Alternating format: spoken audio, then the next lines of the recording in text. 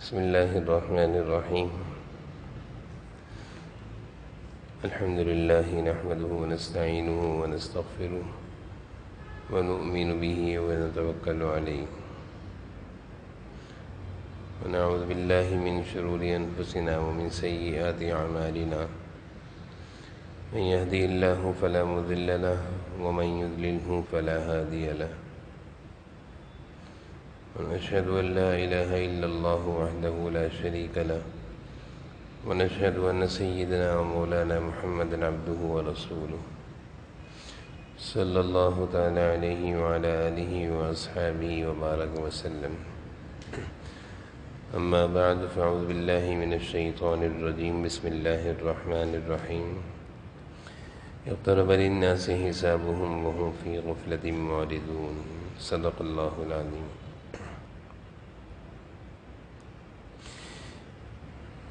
حکیم الامت حضرت تھانوی رحمۃ اللہ علیہ کی وعظ میں سے ایک وعظ ہے حساب کی آمد.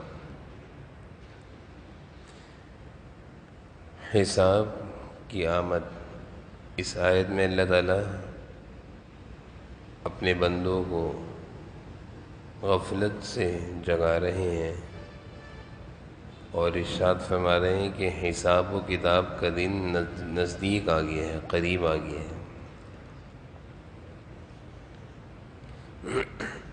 وَهُمْ فِي غَفْلَةٍ مُعْرِضُونَ. اور لوگ اس دن سے، حساب و کتاب سے غفلت میں پڑے ہوئے ہیں.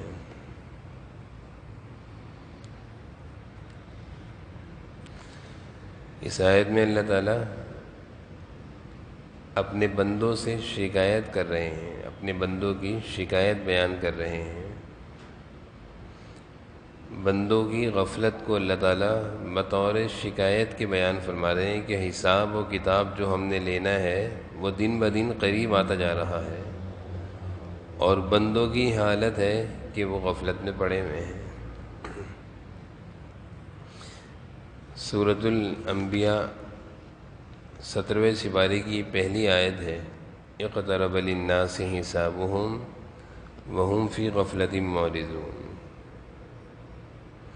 کہ حساب و کتاب جو اللہ نے لینا ہے وہ دن قریب سے قریب آ رہا ہے. ہماری زندگی کا ہر دن گزرتا ہے اور حساب کا دن قریب ہوتا ہے.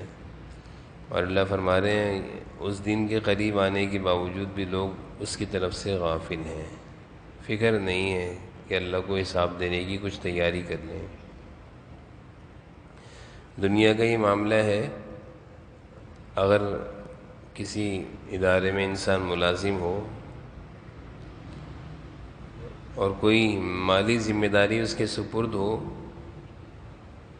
اور اس کو یہ کہا جائے کہ آپ سے پورے مہینے کا، پورے سال کا حساب لیا جائے گا، تو وہ کتنی احتیاط سے اپنے معاملات کو چلائے گا. اپنے معاملات کو وہ کتنے احتیاط سے چلائے گا کہ میں نے حساب دینا ہے. جیسے کوئی سمجھدار بیٹا ہو، سمجھدار بچہ ہو، ابا اس کو پیسے دیتے ہوں 100 روپے، یہ 100 روپے ہیں، جاؤ فلاں فلاں چیز لے کر آؤ. اور پھر وہ چیز لے کر آتا ہے تو ابا جانے سے پہلے یہ کہتے ہیں بھائی مجھے حساب دے دینا. تو وہ سمجھدار بیٹا جو ہوتا ہے، سعادت مند، وہ آ کے بتاتا ہے کہ اتنے کا سامان آیا، اتنے پیسے بچ گئے. اور سارے راستے اس کو یہ فکر ہوتی ہے کہ ابا کو میں نے حساب دینا ہے. تو یہ سمجھدار اور سعادت مند بچہ ہے. اور کوئی ایسا ہو جو حساب دینے کو بوجھ سمجھتا ہو یا حساب دینے کی فکر نہ ہو، تو وہ جاتے آتے اس کی فکر بھی نہیں کرتا، بے فکری سے جاتا ہے، خرچ کر کے آ جاتا ہے. تو اللہ تعالیٰ بھی اس آیت میں ہمیں متوجہ کر رہے ہیں، توجہ دلا رہے ہیں کہ اپنی زندگی کا ہر دن، ہر گھڑی، ہر لمحہ اس طرح گزارو کہ اللہ کو حساب دینا ہے، اللہ تعالیٰ کے سامنے کھڑا ہونا ہے، پیشی ہونی ہے. اسی سورۃ الانبیاء کی اور اسی پارے کی آیت ہے جس میں اللہ نے فرمایا وَنَزَعُ الْمَوَازِينَ الْقِسْطَ لِيَوْمِ الْقِيَامَةِ، کہ ہم اسی حساب و کتاب کے دن ترازو رکھیں گے، اعمال کو تولیں گے، وزن کریں گے۔ حساب و کتاب میں نیکیوں کو الگ کیا جائے گا، برائیوں کو الگ کیا جائے گا۔ تو اس طرح کی جو آیتیں ہوتی ہیں، اس طرح کے جو مضامین ہوتے ہیں، وہ انسان کو فکر دلا رہے ہوتے ہیں کہ اپنے اندر فکر زندہ کرو کہ اللہ کے پاس جانا ہے۔ اسی چیز کا مراقبہ ہمارے بزرگان دین فرماتے ہیں، اللہ والے فرماتے ہیں کہ یہ سوچا کرو کہ جیسے میرا انتقال ہو گیا ہے، میرا جنازہ اٹھایا جا رہا ہے، قبر میں لے جا کر مجھے ڈال دیا گیا، قبر کے فرشتے آ گئے، وہ مجھ سے پوچھ گچھ کر رہے ہیں، وہاں سے مجھے اٹھا کر حساب و کتاب کے لیے میدان محشر میں پہنچا دیا گیا، اب اللہ کے سامنے میں پیش ہو رہا ہوں۔ اللہ پوچھ رہے ہیں کہ بھئی یہ کیوں کیا تھا، یہ کیوں نہیں کیا تھا۔ یہ چیز بزرگان دین تو مراقبے کے ذریعے سے پیدا کرتے ہیں، تربیت کے ذریعے سے، نصیحتوں کے ذریعے سے، وعظ کے ذریعے سے۔ تو انسان جتنی یہ باتیں سنتا ہے، اللہ والوں کی صحبت میں آتا ہے اور یہ باتیں سنتا ہے، اور یہ باتیں جب کہی جاتی ہیں، سنی جاتی ہیں، تو اس کا دل پر اثر ہوتا ہے، اور فائدہ یہ ہوتا ہے کہ غفلت کچھ کم ہو جاتی ہے، غفلت میں کچھ کمی آ جاتی ہے۔ جس بے فکری کی زندگی گزر رہی تھی کہ کوئی فکر نہیں تھی، اللہ تعالیٰ اس غفلت سے انسان کو جگا دیتے ہیں۔ تو ایک تو اس طرح کے یہ مضامین ہیں، قرآن کریم کے بہترین قسم کے مضامین ہیں، جس سے اللہ تعالیٰ انسان کو جگاتے ہیں، جھٹکا دیتے ہیں کہ کسی طرح یہ سنے گا، سمجھ جائے گا کہ اللہ کے پاس جانا ہے۔ اسی طرح بعض دفعہ ایسا ہوتا ہے کہ انسان کی زندگی میں ایسے حالات اور ایسے مسائل اور ایسے مشکلات کا سامنا ہوتا ہے کہ ان حالات سے انسان بہت کچھ سبق لیتا ہے، اور ایسے دکھ اور ایسے صدمے زندگی میں آتے ہیں جس سے اس کا دل دنیا سے اچھاٹ ہو جاتا ہے، اس کو آخرت کی فکر لگ جاتی ہے۔ جیسے ایک صاحب کے ساتھ ایک واقعہ پیش آیا، ان کی بچی تھی، کم عمر تھی، 4-5 سال کی، اس کا انتقال ہو گیا۔ تو وہ بچی کے جو والد تھے، تو جب وہ ملے اور ان کے منہ سے جو پہلا جملہ نکلا کہ اب دنیا اچھی نہیں لگتی، اب دنیا اچھی نہیں لگتی، اب دنیا میں بس مزہ نہیں آ رہا، اب بس دل نہیں لگتا۔ تو یہ حالات انسان پر جو آتے ہیں، یہ اللہ کی طرف سے ہوتے ہیں، انسان کو آخرت کی یاد دلاتے ہیں کہ اس کی زبان سے اب یہ جملہ نکلتا ہے کہ اب بس دنیا اچھی نہیں لگتی۔ تو کیا اچھا لگتا ہے؟ وہی آخرت ہی اچھی لگتی ہے، اللہ کے پاس جانا۔ تو ایک تو یہ مضامین سے انسان کی غفلتوں کو اللہ تعالیٰ جگاتے ہیں، غفلتوں سے انسان کو اللہ تعالیٰ بیدار کرتے ہیں، اور اسی طرح کچھ حالات ایسے آ جاتے ہیں کہ جس سے انسان کو جھٹکا لگتا ہے، فکر پیدا ہو جاتی ہے، احساس ہوتا ہے کہ میں نے اللہ کے سامنے جانا ہے، سب چھوٹ جائے گا، اللہ کے سامنے پیشی ہوگی، حساب و کتاب دینا ہوگا۔ تو اس آیت میں اللہ تعالیٰ، حکیم الامت تھانوی رحمۃ اللہ علیہ فرما رہے ہیں کہ اللہ تعالیٰ نے شکایت کی ہے بندوں کی غفلت کی، وہ یہ کہ ان کا حساب بہت قریب آ گیا ہے اور یہ غفلت میں منہ پھیرے ہوئے ہیں۔ حضرت یہ فرما رہے ہیں کہ اللہ تعالیٰ نے شکایت کی ہے بندوں کی غفلت کی، ہم لوگوں کی غفلت کی، کہ حساب کا وقت قریب آ گیا ہے اور یہ غفلت میں پڑے ہوئے ہیں، ان کو ہوش ہی نہیں ہے۔ جیسے کسی کے جانے کا وقت ہو اور جہاز کا وقت قریب آ رہا ہو اور وہ پڑا سو رہا ہو یا ایسے فضول کاموں میں لگا ہوا ہو، تو سارے کہتے ہیں بھائی فلائٹ کا وقت قریب آ چکا ہے، جانے کا وقت، نکلنا ہے، پہنچنا ہے، ایسا نہ ہو جہاز نکل جائے۔ تو بے فکری سے اس کو سب جگاتے ہیں کہ بھائی جھاگ جاؤ۔ اسی طرح اللہ تعالیٰ ہمیں اس بے فکری سے جگا رہے ہیں پھر آگے حضرت فرما رہے ہیں کہ شکایت دوست کی ہوتی ہے، اور اس دوست کی شکایت ہوتی ہے جس سے غرض اس کی اصلاح ہوتی ہے۔ شکایت سے تعلق توڑنا منظور نہیں ہوتا، بلکہ شکایت اس کی جاتی ہے جس سے تعلق رکھنا منظور ہوتا ہے۔ دشمن کی کوئی شکایت نہیں ہوتی، دشمن کی شکایت نہیں ہوتی، بلکہ اس سے تو تعلق توڑنا مقصود ہوتا ہے، دشمنی مقصود ہوتی ہے۔ اور شکایت تو اس کی ہوتی ہے جس کی اصلاح مقصود ہوتی ہے، تعلق جوڑنا مقصود ہوتا ہے۔ یہ حضرت نے بڑا باریکی والا نقطہ بیان فرمایا ہے کہ اللہ تعالیٰ جو اپنے بندوں سے شکوہ اور شکایت کر رہے ہیں، اللہ تعالیٰ اپنے بندوں کو اپنے سے قریب کرنا چاہتے ہیں، اپنے بندوں کی اصلاح چاہتے ہیں، درستگی چاہتے ہیں، تعلق جوڑنا چاہتے ہیں۔ اس لیے اللہ تعالیٰ فرما رہے ہیں کہ یہ بندے مجھ سے دور ہیں، غافل ہیں۔ دنیا میں بھی ایسے ہی ہوتا ہے نا کہ اصلاح اس کی مقصود ہوتی ہے جس سے تعلق رکھنا مقصود ہوتا ہے۔ جس سے تعلق رکھنا مقصود نہ ہو اس کی اصلاح کی بھی کوئی ضرورت نہیں ہوتی، جائے جو غلط کرتا ہے کرتا رہے، بلکہ اس کی برائیوں کو جمع کیا جاتا ہے اور ایک وقت میں جا کر اس سے علیحدگی کا اعلان کر دیا تھا کہ آپ ہم ساتھ نہیں چل سکتے۔ ایسے ہی ہوتا ہے کہ ہمارے پاس کوئی ملازم ہو اور اس کی شکایت ہو تو ہم اس کی اصلاح کے لیے اس کو کہتے ہیں بھائی یہ کام نہ کریں۔ کیوں شکایت اس کو بتا رہے ہیں؟ کیونکہ اس کو رکھنا مقصود ہے، اس کو اپنے ساتھ رکھنا مقصود ہے، تعلق جوڑنا مقصود ہے۔ اور جو ملازم ایسا ہو جس کو رکھنا مقصود نہ ہو تو اس کی شکایتوں کو جمع کیا جاتا ہے اور موقع سے فائدہ اٹھا کر اس سے تعلق توڑ دیا جاتا ہے کہ ہم نہیں رکھ سکتے، آپ تعلق توڑ دیا جاتا ہے۔ تو اللہ تعالیٰ بھی بندوں سے جو شکایت کر رہے ہیں، اللہ تعالیٰ ہم سب سے تعلق جوڑنا چاہتے ہیں، رکھنا چاہتے ہیں۔ اللہ تعالیٰ ہم سب سے تعلق جوڑنا چاہتے ہیں، تعلق توڑنا نہیں چاہتے، اپنے سے قریب کرنا چاہتے ہیں، ہماری اصلاح چاہتے ہیں۔ حضرت ہمارے ہیں کہ بندوں کی اصلاح چاہتے ہیں، بندوں سے تعلق جوڑنا چاہتے ہیں، ان کی درستی چاہتے ہیں، ان کی بھلائی چاہتے ہیں، تبھی تو ان کو سمجھا رہے ہیں۔